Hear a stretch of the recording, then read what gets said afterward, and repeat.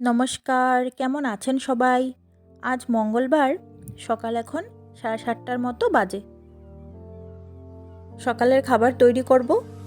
গতকাল রাতেই আটাটা মেখে রেখেছিলাম, তাহলে একটু সকালে সুবিধা হয় আর কি। এখন অবশ্য শুধু দুটো রুটি করব ডিঙ্কার জন্য। একটা ওকে খাইয়ে পাঠাবো আর একটা টিফিন দিব, পরে আমাদের জন্য করব। এখন তো ডিঙ্কার অনেক সময় স্কুল হয়, তাই চেষ্টা করি টিফিনটা একটু ভারী কিছু দেওয়ার জন্য। আমি আজকে যেভাবে রুটিটা টিফিনে ওকে দিব, সেরকমভাবে আমি ভিডিওতে অনেকেই দেখেছি এরকমভাবে টিফিন বানাতে। তাই ভাবলাম আজ আমিও একটু চেষ্টা করে দেখি হয় কি না।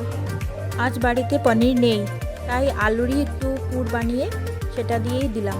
একটু সস দিলাম, একটু মেয়োনিজ আর আধা টুকরো দিলাম চিজ।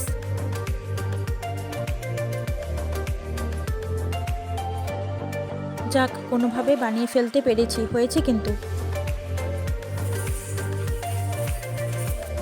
এবার রিফাইন তেলে দুপাশটা একটু এপিট উপিট করে ভেজে তারপরে নামিয়ে নিলেই বাস হয়ে যাবে।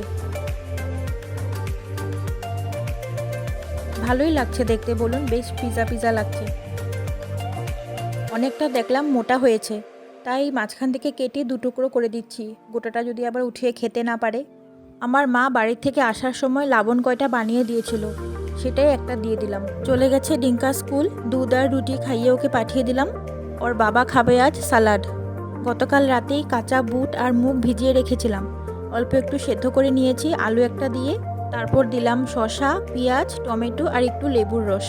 অল্প একটু কাঁচা বুট আর মুগও মিশিয়েছি। এরপর দিলাম একটু কালো লবণ আর একটু চাট মশলা। ভালো করে মিশিয়ে বাস ওকে দিয়ে দিব এবার খেতে। গতকাল রাতের একটু ভাত ছিল, সেটাকে একটু ভাত ভাজা করে নিয়েছি। এবার তাড়াতাড়ি খাবো, তারপর একটু কাপড় আছে সেগুলো কাচবো, তারপর স্নান ধান করে একেবারে রান্নাঘরে আসবো। ভেবেছি আজ একটু কাঁচা কলার কোফতা করব, তাই ভাবলাম কাঁচা কলাটা সিদ্ধ করে রেখে যাই, তাহলে পরে একটু আমার সুবিধা হবে। এদিকে কাপড় কাচা হয়ে গেছে। আমাদের এখানে তো আজ অনেক দিন পর অনেক সুন্দর রোদ উঠেছে, আকাশ ঝলমল করছে রোদে। গতকাল পর্যন্ত অনেক বৃষ্টি হয়েছে, ঠান্ডা ছিল ওয়েদার পুরা। স্নান করে চলে এসেছি রান্নাঘরে। স্নানে যাওয়ার আগে মিক্স ডাল একটু ভিজিয়ে রেখে গেছিলাম, আজ এটাই রান্না করব। আর করলা ভাজা করব, এভাবে চাকচাক করে কেটে রেখে গেছিলাম। আর কাঁচা কলার কোফতার জন্য আলু কেটে রেখে গেছিলাম। প্রথমে এবার কাঁচা কলার বড়াগুলো করব। পেঁয়াজ কুচি দিয়েছি, হলুদ, লবণ আর দিচ্ছি সামান্য একটু আটা। আমি তো আজ তরকারি করব, কিন্তু তরকারি না করে শুধু বড়াটাও কিন্তু ডালের সাথে খেতে খুব ভালো লাগে।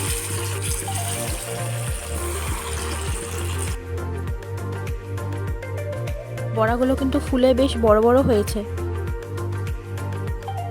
এবার ঝোলে দেওয়ার পর এগুলো ফুলে আরও বড় হবে। ডালটাও পাশে সেদ্ধ করে নিয়েছি কুকারে, এবার সম্বার দিব। তেজপাতা, পেঁয়াজ, টমেটোটাকে আগে লবণ আর একটু হলুদ দিয়ে ভেজে নেব। 2 মিনিটের জন্য ঢাকা দিয়ে দিলাম।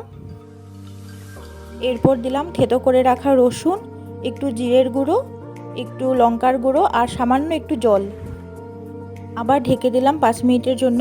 সব মশলা ভালো করে ভাজা হয়ে যাবে। ভাজা হয়ে গেছে সব কিছু, টমেটোও সুন্দর গলে গেছে।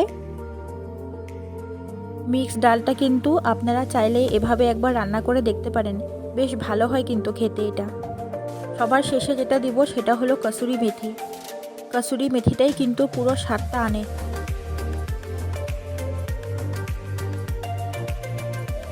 হয়ে গেছে ডাল, ঢেলে নিচ্ছি। বড়ার তরকারিটাও বসিয়ে দিয়েছিলাম, হয়ে গেছে প্রায় আলু ভাজা। এবার দিলাম একটু আদা বাটা, জিরের গুঁড়ো আর কাঁচা লঙ্কা।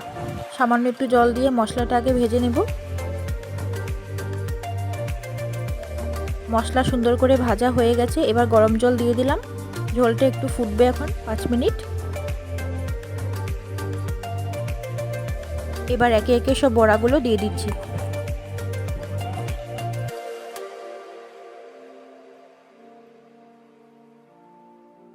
এবার দিচ্ছি সামান্য একটু গরম মশলা। তিতা করলাগুলিও পাশের চুলাতে আমি ভেজে নিয়েছি। সামান্য পরিমাণে একটু ঘি দিলাম। 5 মিনিটের জন্য ঢেকে এখন রেখে দিব। এবার যাব ডিঙ্কাকে স্কুল থেকে আনতে। ডিঙ্কার পাপাও এইমাত্র ফোন করলো, ও নাকি আজ একটু তাড়াতাড়ি চলে আসবে খেতে, তাই ওর জন্য খাবারটা আমি বাটি করে বেড়ে রেখে তারপরেই যাব। চলে এসেছি স্কুল থেকে, ডিঙ্কাকে স্নানও করিয়ে নিয়েছি, এবার ওকে ভাত খাওয়াবো। ভিডিওটাও আমি আজ এখানেই শেষ করব। সবাই ভালো থাকবেন, দেখা হবে পরের আরেকটি ভিডিওতে।